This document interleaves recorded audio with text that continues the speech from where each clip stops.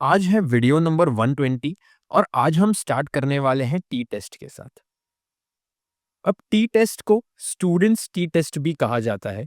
इसकी स्टोरी मैं आपको और कोई वीडियो या और कोई शॉर्ट्स में बता दूंगा, लेकिन अभी के लिए देखते हैं कि ये टी टेस्ट यूज किस लिए की जाती है।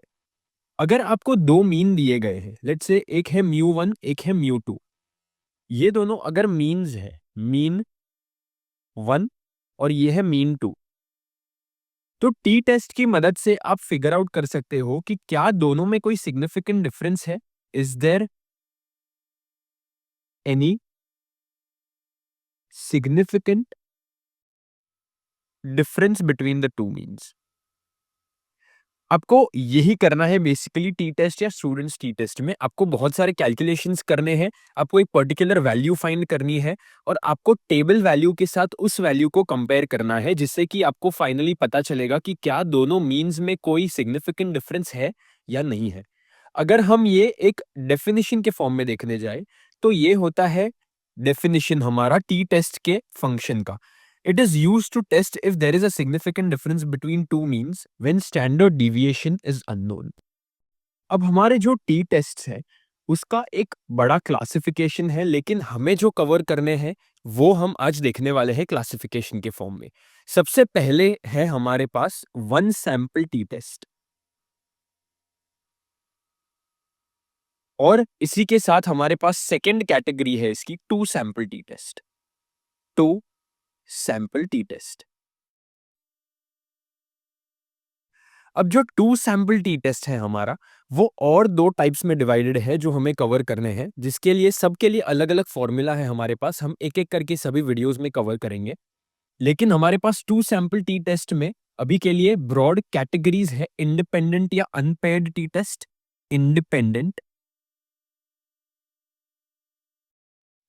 अनपेयर्ड, और हमारे पास है उसका ऑपोजिट डिपेंडेंट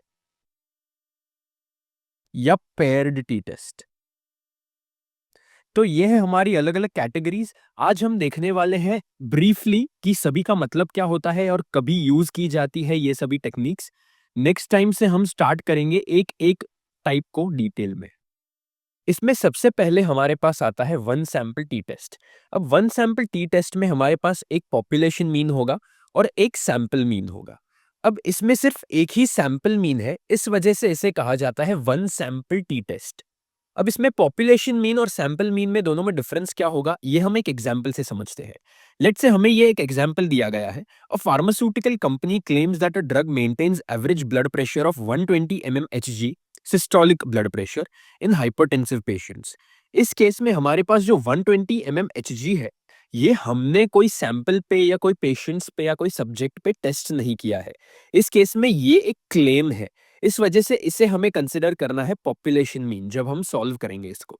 तो ये हमें पहले से दिया हुआ है कि 120 mmHg क्लेम कर रही है जो फार्मास्यूटिकल कंपनी कि एक पर्टिकुलर ड्रग एडमिनिस्टर करने पर हाइपरटेंसिव पेशेंट्स में नॉर्मल ब्लड प्रेशर मेंटेन किया जा सकता है। लेकिन हमें इसमें टेस्ट करना है कि ये जो क्लेम है ये सच है या नहीं। तो हम क्या करेंगे, एज अ रिसर्चर हम 30 patients, in this case 30 patients पे टेस्ट करेंगे कि उनका जो ब्लड प्रेशर है after administering that same drug वो कितना आता है।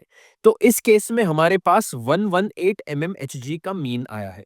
तो ये जो मीन है ये है हमारा सैंपल मीन, क्योंकि हमने ये टेस्ट किया है 30 सब्जेक्ट्स पर।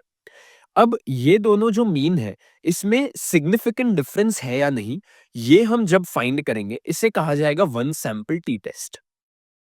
नेक्स्ट आता है हमारे पास टू सैंपल टी टेस्ट, जिसमें हम सबसे पहले कवर करेंगे two sample independent T test का कंसेप्ट। अब इसमें एक डायरेक्टली एक एग्जांपल से समझते हैं। इसमें दिया गया है there is a pain killer on the market and we want to compare our new drug which is also a pain killer with that marketed drug. तो इसमें हमारे पास क्या है, एक पहले से मार्केटेड ड्रग है और हमने उसका लेट्स से जेनेरिक फॉर्म बनाया है, जिसे हमें टेस्ट करना है कि दोनों की एफिकेसी सेम है या नहीं। Effect of both are noted in the form of data. अब दोनों ड्रग्स हम साइड बाय साइड लेंगे या दोनों टैबलेट्स या pain killer side by side लेंगे और हम सब्जेक्ट्स में एडमिनिस्टर करेंगे और उसको डेटा के फॉर्म में नोट करेंगे कि पहले पेन का परसेप्शन कितना था, बाद में पेन का परसेप्शन कितना है, मार्केटेड ड्रग में और हमारे नए ड्रग में। ये हम पहले डेटा के फॉर्म में नोट करेंगे और देन हम कंपेयर करेंगे दोनों सैंपल्स के इफेक्ट का यूजिंग इंडिपेंडेंट टी टेस्ट।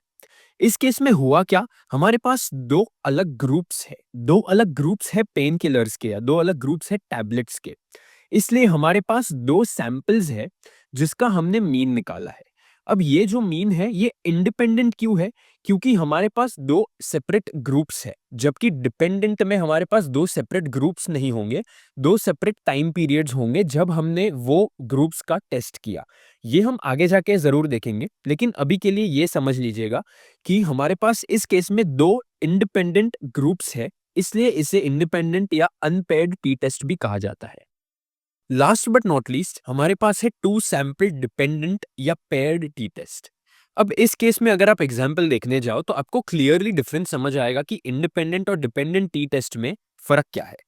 यहां पर हमारे पास एग्जाम्पल में है a new anti diabetic drug is being tested for efficacy, जिसमें 30 पेशेंट्स इन्वॉल्व है। Mean glucose level is obtained before and after 30 days of administering the drug. अब इस केस में क्या हो रहा है, हमारे पास दो मीन्स आएंगे, यस, बट हमारे जो दो मीन्स है वो सेम ग्रुप या सेम सैंपल्स के ही रहेंगे।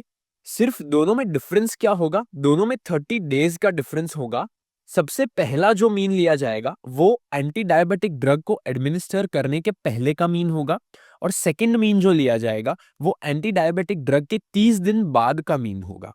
यानी कि ब्लड ग्लूकोज लेवल दोनों केस में अलग आएंगे, जिसकी वजह से मीन जो है हमारा वो दोनों ग्रुप में अलग अलग आएगा। लेकिन हमारा ग्रुप सेम है, सिर्फ टाइम पीरियड दोनों का अलग अलग है, टाइम पीरियड दोनों मीन्स का लेने का अलग अलग है।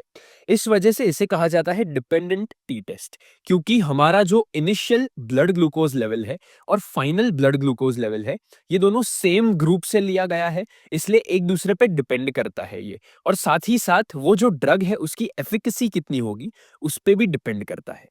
तो ये है हमारा पूरा क्लासिफिकेशन टी टेस्ट्स का। नेक्स्ट टाइम से हम स्टार्ट करेंगे actual examples one sample T test के। Thank you for watching.